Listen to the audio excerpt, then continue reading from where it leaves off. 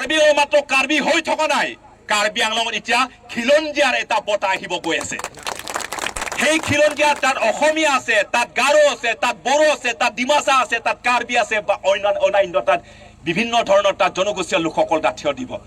জনগোষ্ঠীয় লোকসকল খিলঞ্জীয়াসকল এই খোৱা মানে হিমন্ত দিছপুৰবাসী যিসকল আছে এওঁলোকৰ ভৰি কঁপিবলগীয়া হ'ব, এওঁলোকৰ ভৰি কঁপিবলগীয়া হ'ব। তেওঁলোকৰ কাৰ্বিসকলৰ দাবী যেতিয়ালৈকে পূৰণ নকৰে বা খিলঞ্জীয়া যে কেনেকৈ যে কাৰ্বিসকল বা জনগোষ্ঠীয় কাৰ্বি আংলঙৰ যিসকল খিলঞ্জীয়াসকল কেনেকৈ যে অস্তিত্বহীন হৈ আছে, এই বস্তুটো তেওঁলোকে চিন্তা কৰিবই লাগিব। সেইকাৰণে মই ইমানখিনি দীঘলীয়া মই নকওঁ, যিহেতু আৰম্ভণি যিটো কথা কৈছোঁ যে যি হৈছে হৈছে, যি হৈছে হৈছে। এটা সময়ত কাৰ্বিসকলক এই আপোনালোকে জনগোষ্ঠীয় লোকসকল ট্ৰাইবেল বুলি এটা সময়ত মই চিধাকে কৈছোঁ বেয়া পাব নালাগে, এটা সময়ত বোলে ট্ৰাইবেল বুলি কৈ পেলাই ঘিণ কৰিছিলে, এটা সময়ত এই অসমীয়া বুলি আপোন নহয় বুলি ঘিণ কৰিছিলে। কিন্তু যি হৈছে হৈছে, ক'ৰবাত আপোনালোকৰ ভুল আছে, ক'ৰবাত আমাৰো ভুল আছে, কিন্তু সেই ভুলটো এটা শুধৰা এটা সময়, এটা এই খোৱা সময়। সেই এই খোৱাটো আচলতে এইখিনি মঞ্চত এতিয়া আচলতে চৰকাৰৰ লগত আমি বৈঠক কৰিছোঁ, তেওঁলোকে উচ্ছেদ কেইটামান জেগা কৰিব, সেইটো আমি এটা আশা এটা আছে। কিন্তু মাত্ৰ উচ্ছেদ হ'ব লাগে সেইটো নহয়, আটাইতকৈ প্ৰয়োজনটো হৈছে যে আমাৰ মাজত সেই একতা যেতিয়ালৈকে গঢ়ি তুলিব নোৱাৰিম তেতিয়ালৈকে কেতিয়াও অসমখন কাৰ্বি আংলংখন সুৰক্ষিত হৈ থাকিব নোৱাৰে। এতিয়া কাৰ্বি আংলং গোটেই জ্বলি পৰি গোটেই ভাঙি মেলি শেষ। এতিয়া কাৰ্বি আংলং যিটো ষষ্ঠ অনুসূচী বুলি আমি জানো, সেই কাৰ্বি আংলংটো শেষ। কিন্তু সেই কাৰ্বি আংলং শেষ হৈছে কিয়? এই শেষ হোৱাটো বিশেষ একো নহয়, আমাৰ মাজত সেই একতা নোহোৱাৰ কাৰণে, আমাৰ মাজত সেই একতা একমাত ঐক্য নোহোৱাৰ কাৰণে আচলতে কাৰ্বি আংলং সৰি পৰি ভাঙি মেলি এতিয়া শেষ।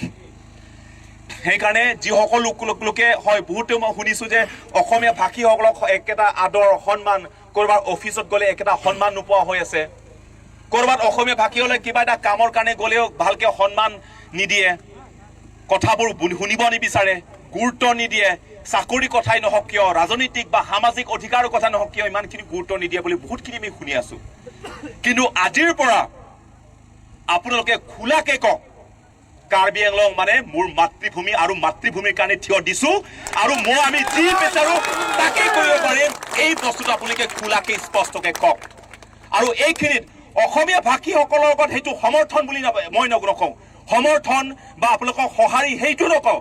অসমীয়াসকলৰ সমস্যা মানে আমি কাৰ্বিসকলৰ সমস্যা, য'ত লাগে তাত থিয় দিম আমি, সেইটো। সেইকাৰণে মই ইয়াত দিছোঁ, এই ৰংফাৰে বোলে একদম ডাঙৰ ডাঙৰ দাঁতবোৰ কেনেকৈ চুলি নথকা মানুহে বিভিন্ন ধৰণৰ ভাষা কৈছে, কথা কৈছে, সেইটো নাভাবিব, যিটো কৈছোঁ অন্তৰেদি কৈছোঁ সেইটো। সেইকাৰণে ধন্যবাদ দিছোঁ। আৰু চৰকাৰৰ লগত, অসম চৰকাৰৰ লগত 18 তাৰিখত আমি কথা পাতি আছোঁ, লগতে পৰিষদৰ লগত 20 তাৰিখত আমি কথা পাতি আছোঁ। এওঁলোকৰ লগত যিটো কথা পাতোঁ, আৰু এটা কথা আমি কৈ আছোঁ যে সদায় আমি আলোচনা কৰি আছোঁ যে অসম চৰকাৰৰ লগত যিয়ে নহওক, কাউন্সিলৰ লগত যিয়ে নহওক, আমি এটা গণসমাৱেশখিনি আমি মাতিব গৈ আছোঁ।